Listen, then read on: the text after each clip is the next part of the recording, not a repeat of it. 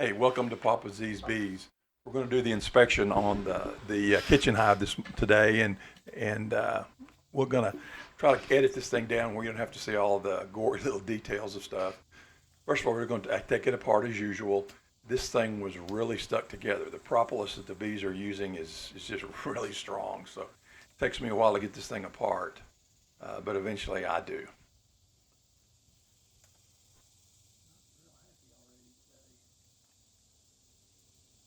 It's kind of shaking the whole hive, so it's stuck. Finally get it worked across, and now we're going to move it and get started.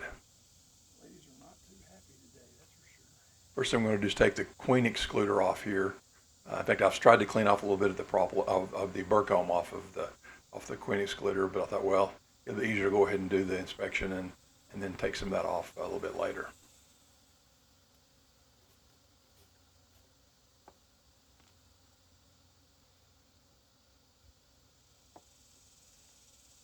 First frame is the foundationless frame that started, so it was one that they built from nothing. So still full of honey, which is good because they haven't started eating that away yet. We're in kind of a dearth period right now, 1st of August. So dearth meaning that there's not a lot of nectar out there for them. So when that happens, they eat the honey because that's the honey is their main carbohydrate source. So uh, look at that. I did see a lot of honey. You can see honey on that, and you can see as we look closer, all of that pollen. This is kind of in a dearth period to see a lot of bright yellow and orange um, pollen. And then, of course, there's the honey there around the brood frames. This would normally be one of the outside brood frames.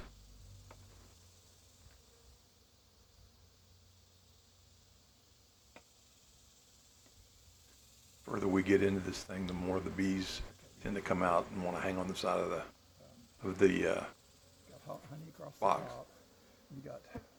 Again, more honey on the outside. You can see that whitish looking stuff, and then in the center there is the you see those kind of tan brown solid pieces. Those are the capped brood cells. That means there's a cocooned honeybee in those that's ready to come out. And you can see some more of a kind of a scattered pattern here, but they're putting a lot of pollen in these areas, so it's kind of tight there. But there is a lot of brood during this dearth. A lot of times the queen will slow down a lot on what she's. Um, in fact, there's a little honeybee fixing to come out. So, but the queens a lot of time will slow down this time of year because there's just not a lot of food coming in. They don't want to have too much food in there. Or too much brood in there, I should say. Sorry. Now I'm going to mark the frames because as you pull these frames out and you look at them, it's very easy to put them in backwards. So I'm going to mark a mark on one end of them. This is the tip I got from Frederick Dunn. It makes sense because as you pull those things out and turn them around and look for them, sometimes it's pretty easy to get them in there backwards, and the bees like them the way they are. So you really don't want to mess around with their order of things. So um, I mark those so when I put them back in there, I'll be able to put them in there correctly. A little grease pencil did the job.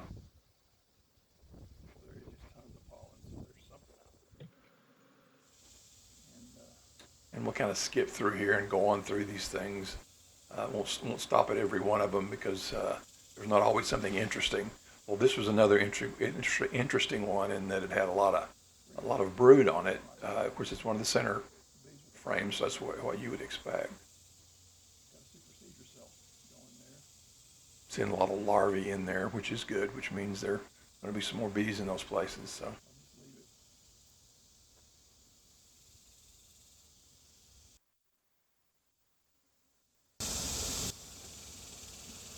kind of skipping ahead here a little bit. You want to look at all of them as we've said in the past. You want to make sure that you have evidence of the queen being there, which we have because you've got larvae and you've got got of course cap brood. Cap brood is a little older, but the larvae is the young stuff that will tell you that you've had a queen laying in there.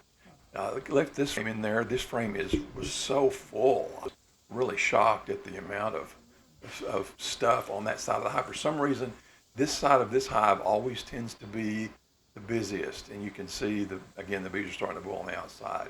I did find something interesting, and I really don't know why. I've got to dig into it, but there's a spot on that frame on the side towards me that on the opposite side of what we're looking at right now, that just kind of an area. It looked like the bees just just ate out the comb or removed the comb for some reason. So could have been something they didn't like in the comb. It was dirty or something in it that they didn't like. So they just got rid of that comb and they'll build it back later.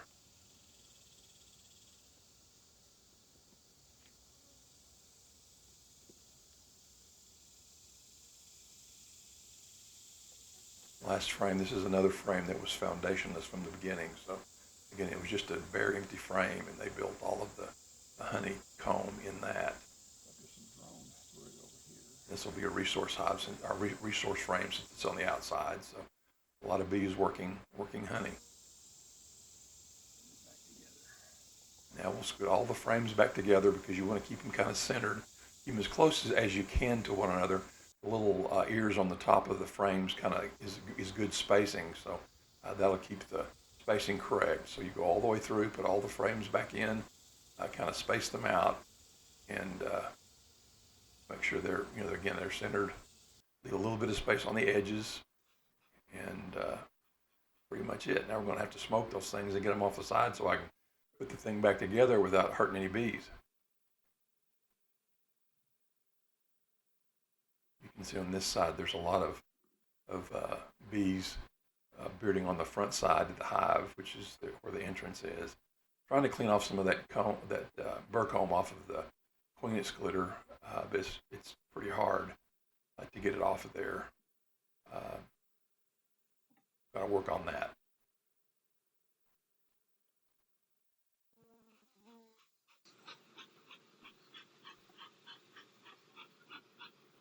Again, smoked a little bit. I think I probably smoked them too much, but smoke them a little bit so you can put the boxes back together without throwing any bees, hurting any bees.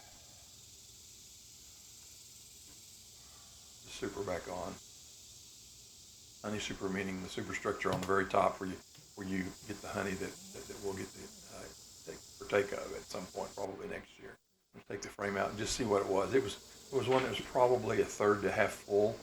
Last time I did inspections 2 weeks prior. I guess maybe it was 3 weeks prior.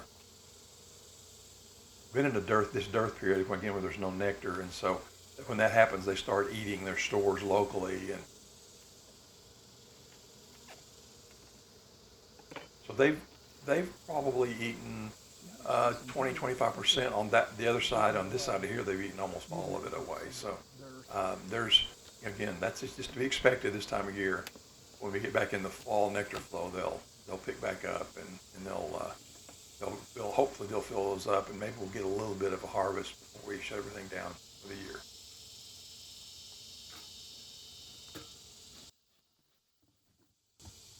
Run them back together.